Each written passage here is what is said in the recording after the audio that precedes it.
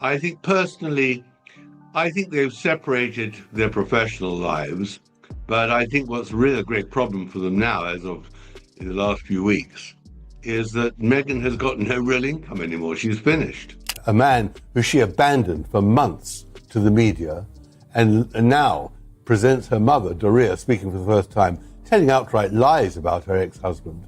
I mean, this was a calculated attempt against the families. Tom Bower, the legendary royal author, is sharpening his quill for a new edition of his book set to reveal huge secrets inside Prince Harry and Meghan Markle's marriage.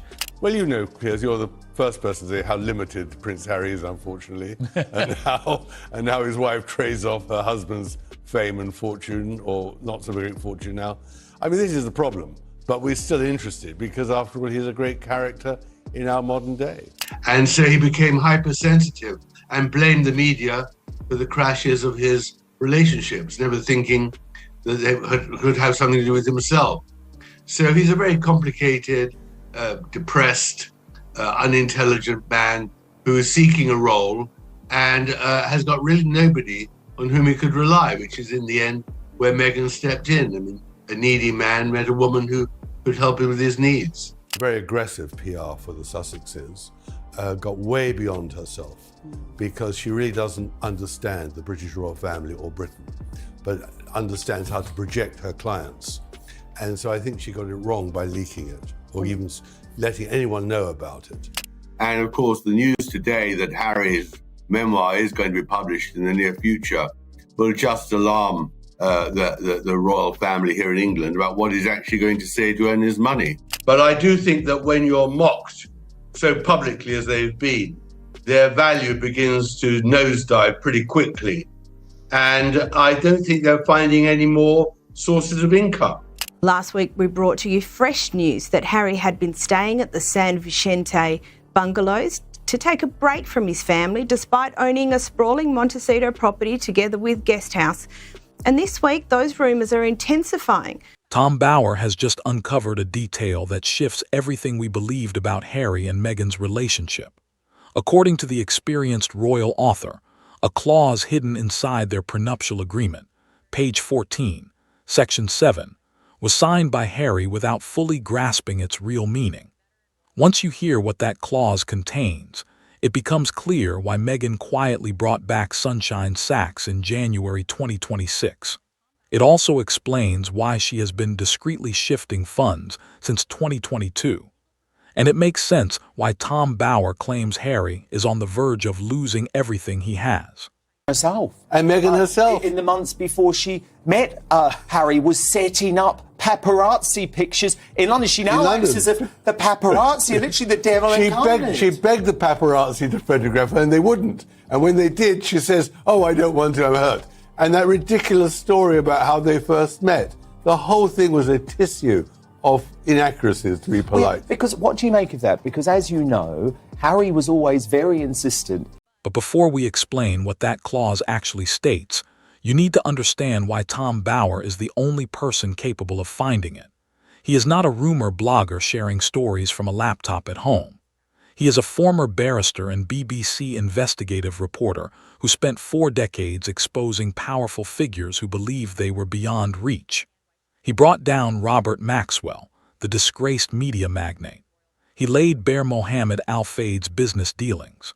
He also revealed the reality behind Simon Cowell's global empire. So many surprises, by the way, tucked away in your book. Everybody is already buzzing because you reveal that Simon is not a fan of Jennifer Lopez. I was not aware of this. You say he can't stand her. So set the record straight for us, Tom. What's his beef with J-Lo? Well, he just found her just too vain and too self-interested, which seems like he met his own match. But in the end, Simon doesn't really like many celebrities. I noticed when I went with him to the Oprah Winfrey Show and many other places around Hollywood and elsewhere, he's a rather shy guy. He's always afraid of being associated with people who are bigger than him or who might put him in the shade. But in the end, he's pretty critical of people. He doesn't like Elton John. He doesn't like many of the people who are really famous in the music business. You know, he's critical. When Tom Bauer publishes a claim, publishers support it with legal teams because his work is airtight. While researching his book Revenge, he carried out more than 80 interviews with people who worked directly with Meghan, including palace employees, Hollywood associates, and legal experts who managed her contracts. He does not depend on anonymous tips or online rumors. He builds arguments the way he did as a lawyer, using records that would hold up in court. So when Bauer says he has seen proof of prenuptial clauses, he is not speculating. He has spoken with legal professionals involved in drafting royal marriage agreements. He has studied how California law overlaps with British royal tradition, and what he discovered on page 14 helps explain why Meghan rehired Sunshine Sachs, a firm known for one very specific form of crisis control, high-profile divorce strategy. Has the fairy tale Prince Harry and Meghan Markle embarked on in 2016 become an absolute nightmare for them? Despite marrying in St. George's Chapel in Windsor, it seems like life hasn't been so rosy for the couple. They have gone through endless challenges, the vast majority of which are all self-inflicted. And this weekend, we had some new news that seems to kind of reiterate the idea that Meghan Markle, she wants to go back to the past. She wants to relive her glory days because she has hired Sunshine Sachs as her new PR representatives, who were representing her back in 2016. And at the same time, Harry is in the UK fighting for a court case that really has no bearing on any of this, but we have heard endlessly that he wants to reestablish himself. Most prenuptial agreements are fairly simple. They outline what assets each person brings into the marriage. They explain what happens to joint property if the relationship ends. They may include rules about spousal support or how long a marriage must last before certain financial rights apply. Royal prenuptial agreements are not the same. They are designed to safeguard crown assets, including estates held in trust for future heirs. They limit the use of royal titles after divorce. They include strict wording about public conduct and media involvement. The agreement between Charles and Diana, for example, contained detailed rules about how her title could be used after their split. And what would Diana think of Harry attacking William in that way? She'd be appalled by her son's behavior. And that was, again, so nauseating, the way he kept on bringing in Diana. Diana, who appealed to the media all the time, who phoned journalists secretly, who brought Martin Bashir into her office, who cooperated with Andrew Morton, who kept on calling Richard Kay. I mean, this is ridiculous. Well, I do think the Sussex overdrive is unbelievable. But I mean, I don't think that he is going to get back in. I mean, I think that there are two reasons. One is I think that William wouldn't allow it. And secondly, the moment he got back to America, he immediately promoted Disney and his trip to Disney World, which showed that he is very commercially minded, which we'll get into later on, which makes it impossible for him. And of course, Meghan wouldn't come back to Britain. But Harry and Meghan's situation became more complex because of one major issue, California law. Under California's community property rules, anything earned during a marriage is owned equally by both partners. That includes the Netflix deal, the Spotify agreement, and any money Harry received after the wedding. According to Tom Bauer's sources, their prenup includes a clause designed to deal with this exact issue. But here's where it gets more revealing. The clause does not simply divide their Netflix income evenly. Bauer says it includes detailed wording about intellectual property rights, meaning who controls the stories they have been selling. The Sussex brand, their shared projects, and even the content of Harry's memoir, Spare, all fall under this section, which Bauer says strongly benefits Meghan. Why? Because she is named as the business manager for their joint ventures. She handled the negotiations. And under California law, combined with the specific terms of their prenup, she holds the main claim to the income streams they built together. But here is what Bauer calls the most damaging detail. This clause was not part of the original 2018 agreement. His sources say it was added later through a prenup amendment, and Harry signed it without closely reviewing it, fully trusting his wife. Apparently Prince Harry is already talking to divorce lawyers? So this is kind of interesting. This is The woman that the papers are citing for this reporting is a longtime royal insider, a socialite. She's been right. I've been following her because she's great TV. She's been right about a lot. And she's claiming she's heard from several sources now that he's hired a lawyer, and it happens to be somebody who's a great divorce lawyer and specializes in divorce.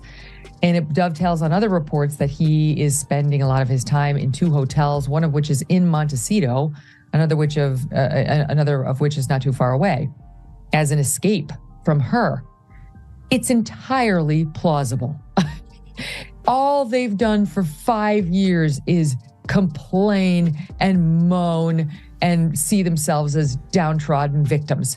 That doesn't tend to spur a lot of feelings of love and happiness and close bonding. I mean, I guess in the crisis mode, it might. Prenup amendments occur more often than most people think. Couples usually add them after big changes like having children, purchasing property together, or launching businesses. The original prenup is adjusted to match new realities. Tom Bower's research found that Harry and Meghan updated their agreement in 2020, around the time of Megxit. They were stepping away from royal duties, relocating to California, and securing huge media contracts. Updating their financial terms seemed logical, but what makes this revision so important is something else. Bower spoke with lawyers involved in Meghan's first divorce from Trevor Engelson. They described her as extremely detail-focused, someone who reviewed every line and challenged every condition. She didn't rely on a single attorney. She had a full legal team examining her settlement. Those same sources told Bower that Meghan learned a key lesson from that divorce. Always protect future earning power above all else. When she separated from Trevor, she exited cleanly because she had structured their finances carefully during the marriage. Now consider what followed with Harry. The Netflix deal was announced in September 2020. The Spotify deal followed shortly after. At that moment last year, she was about to promote her Netflix series and didn't want to, firstly, be seen with Harry, and secondly, didn't want to go somewhere where she'd appear cheap and give it gratis. And this year, she is desperate to be seen. Yeah. And that's why she turned up. So I think she has a major problem, financially and professionally. And I think that Harry has a problem because he's lost his charity centre Bailey in Africa. He better up, and all these commercial deals are declining. I think that his reputation is somewhat toxic, and I think Invictus is his only lifeline, and there'll be problems with that too. I mean, we've seen people leaving Invictus recently. Important, I think that's you mentioned the Disney special. Does the Disney special at all? Archewell, their foundation that also functions as a business operation, was created around the same period. And according to Tom Bower, the prenup amendment was signed right in the middle of this phase of building their ventures. California law already entitled Meghan to half of what they earned together. But the amendment, Bower's sources say, gave her something even more powerful, control. She is listed as the lead name on their business filings. Her name appears first on Archewell documents, and most crucially, she secured a clause granting her majority ownership of their brand if they split. Bower also spoke with members of Meghan's former legal team from her first divorce. What they shared about her negotiation approach points to a pattern that has been visible in plain sight since 2013. Breaking right now, Prince Harry and Meghan Markle spent the week using the With Love Meghan promotional campaign to try and suggest that everything is rosy in their very, very rocky marriage. Not so fast, says Radar Online, which has revealed that the Sussex couple are now sleeping in separate beds. Let me take you through this bombshell, then we're going to get reaction from the royal YouTube sensation, according to Taz. Here's the report, though, from Radar Online. Meghan Markle and Prince Harry's marriage is said to be under major strain as backlash has gotten under the Duchess's skin so much that she's sleeping apart from her husband and wondering whether or not she would be more popular on her own, Radar Online can reveal. Amid ongoing rumours about the Sussexes' marriage being on the rocks, insiders told us Markle is cracking under the pressure of public scrutiny as she tries to claw her way back into Hollywood and launch her lifestyle brand, leaving her marriage to Harry hanging by a thread. Insiders told us Markle is starting to unravel and wonder if she would be better off as a solo act. Meghan is said to have even started to look up divorce lawyers. Sources claimed Harry was confronted by his unhappy wife. When Meghan divorced Trevor Engelson, she made one thing very clear to her legal team. She wanted a plan that left her fully independent. No complicated financial ties. No shared assets that would force continued contact. A clean separation where she kept her career intact and her finances secure. Tom Bower found that Meghan first hired Sunshine Sachs, a major PR agency, in 2017, just as she began dating Harry. Sunshine Sachs is not an ordinary public relations firm. They built their name handling crisis management for celebrities during divorces. They managed Katie Holmes when she left Tom Cruise. They have worked on many high-profile breakups. In 2020, shortly after Megxit, Meghan and Harry dropped Sunshine Sachs. The public explanation was cost-cutting, but Bower says insiders at the firm told a different version. They were dismissed because Meghan wanted full control of the story through Arch Ewell's internal media team.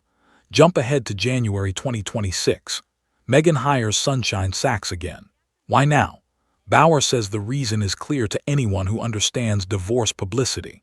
You bring in experts 3 to 6 months before filing. You allow them to shape the narrative, seed stories, and build public support. But Bower says the real evidence is not just rehiring the firm. It's in how Meghan has handled money since 2022. She launched ARO, her lifestyle brand. I would argue their Hollywood misadventure has been more of a nightmare than anything else. And they've gone from poor decision to bad decision to worse decision every single time. And with the hiring of Sunshine Sachs, I couldn't help but think, and Harry going back to the UK more or wanting to, can't help but think, if the two of them had a time machine and knowing what they know now, could have gone back to 2016, would they have made some different decisions? I can't help but wonder if the answer there is yes. Now, of course, this is just speculative, and they love their children. I'm sure to a certain extent they love each other, but we have a couple who has had a really unnecessarily difficult existence. And that's not the fault of the media. That is not the fault of his family. That's been their fault. Everything that has happened to them has been broadly their fault. And they can't seem to help recognize that. And so what they're doing, though, as things go sort of off the rail, is that they're regressing to, let's say, an earlier stage in life. As a standalone business registered only in her name, she filed trademarks that do not include Harry. She has been seen attending business meetings alone in Los Angeles. According to Tom Bower, this mirrors the exact strategy she used before divorcing Trevor. Build a separate professional identity. Create independent revenue streams. Form a life that does not rely financially on your partner. And when Bower says the strongest proof is not the prenup itself, but Meghan's financial moves since 2022, it all comes together. The Netflix deal was reported as being worth $100 million. That figure was repeated by nearly every outlet. But Bower spoke with insiders in the entertainment industry who explained how such contracts really operate. The $100 million was not paid up front. It was the maximum possible payout if Harry and Meghan delivered all promised content. They did not. The documentary series was released. Meghan's cooking show was produced, but Pearl, the animated project, was canceled. The other programs listed in the original agreement never came to life. Meghan has got no real income anymore. She's finished. Right. The Netflix series is over. There's no great podcast. They don't generate any money. And I don't see where she is going from here. I think she has a major problem. And I think as of this week, the signal for her great problem is that she turned up at Kevin Costner's. According to Tom Bower's sources, they earned roughly $40 million from Netflix before the deal was reduced to a first-look arrangement. So where did that money go? This is where the timeline Bower mapped out becomes especially revealing. In 2022, just as their projects began to struggle, Meghan started filing trademark applications for American Riviera Orchard, her solo brand. She hired legal teams to set up business entities separate from Arch Ewell. The reported $38 million in debt is not simply overspending. Bauer says it represents deliberate financial restructuring. The Montecito home is titled in a way that protects it under California homestead laws. Their investments have been shifted into separate accounts. Bauer says he spoke with financial advisors who work with high-net-worth clients preparing for divorce, and they confirmed that every step Meghan has taken since 2022 follows a standard asset protection playbook. The ARO trademark was filed solely in Meghan's name, not jointly with Harry. Are they insane? What is happening? There is complete and utter chaos going on. The Meg and Harold are taking their rebrands far too literally at this point. Archewell, their charity effort, has not only changed its name from a foundation to Philanthropies, which is even worse branding, I might add. But there is a whole slew of drama going on behind the scenes. Her podcast agreement with Lemonada Media names her as the sole owner. Even the children's book she released, The Bench, was a solo effort with no financial link to Harry. Tom Bauer points to 2022 as the key moment because that's when Meghan moved away from shared projects and into independent work. That's when she stopped appearing alongside Harry at events unless contracts required it. And that's when, according to Bauer, she began putting into motion the exit plan that the prenup amendment legally enabled her to use. Tom Bauer's timeline forecast is precise and unsettling. He believes Meghan will file for divorce within 6 months of January 2026. Why that window? California law requires 6 months of residency before a divorce can be filed. The insider revealed Meghan has made it clear that if and when they do split, she would demand a hefty settlement and to keep her royal title. She won't go anywhere unless it's with a title, property, and a huge sack of money. Meghan will make a deal to protect herself. Wow. Tasha is with me now. Yeah. This is astonishing, but remember, it comes just weeks after that Vanity Fair bombshell that Meghan is already shopping the post-divorce book to publishers. Meghan has clearly made California her permanent home. She satisfied that requirement long ago. So what activates the prenup clauses? According to Tom Bauer, the moment divorce papers are submitted, several things happen automatically. Restrictions on title use take effect.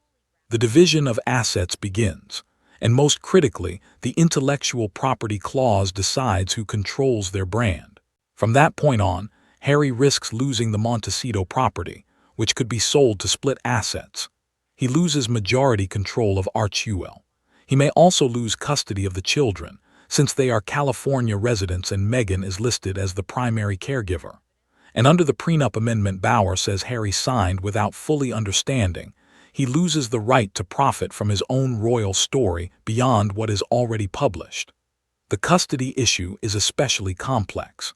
Bauer says that if Meghan can show she has been the main parent while Harry has been traveling for court cases and other commitments, California courts usually prioritize stability for the children. But the question everyone keeps asking is this: does Harry know? And Bauer's answer may be the most troubling detail. He believes Harry senses something is wrong, but does not fully understand the legal situation he is trapped in. Look at the evidence. Watch Harry's behavior in the London courtroom. The arguments with the judge, the emotional collapse, the desperate pleas about how the media has ruined his wife's life. Prince Harry broke down in big boy tears as he gave some testimony today in his lawsuit against the Daily Mail, claiming that they have made his wife's life an absolute misery. Well, Harry, I'm sorry. Why does that have any bearing on this case at all? You're talking about articles that were written between 2001 and 2013, 3 years before you allegedly met your wife. So what does Meghan have anything to do with this trial? Well, as the answer turns out, it has everything to do with Prince Harry's motivation and his miserable existence right now, because his wife is miserable, she's making his life miserable, and everybody's living in absolute misery. And Harry only has himself to blame, because no matter if he wins this trial or not, he's still going to be miserable. I am going to do a deep dive into Meghan Markle's abysmal performance on Netflix. It's really bad, guys. She lost 60+% of her audience between season 1 and 2 of With Love, Meghan. That's really, really bad. So definitely something to go over. But obviously, with everything going on with Harry today, I feel like it's a need to talk about his big boy man tears. He's so emotional, guys. His poor wife. She lives in misery in her $16 million mansion with her 4.4 million followers on Instagram, her Netflix deal, her show on Netflix, all these sorts of things. And she's so miserable.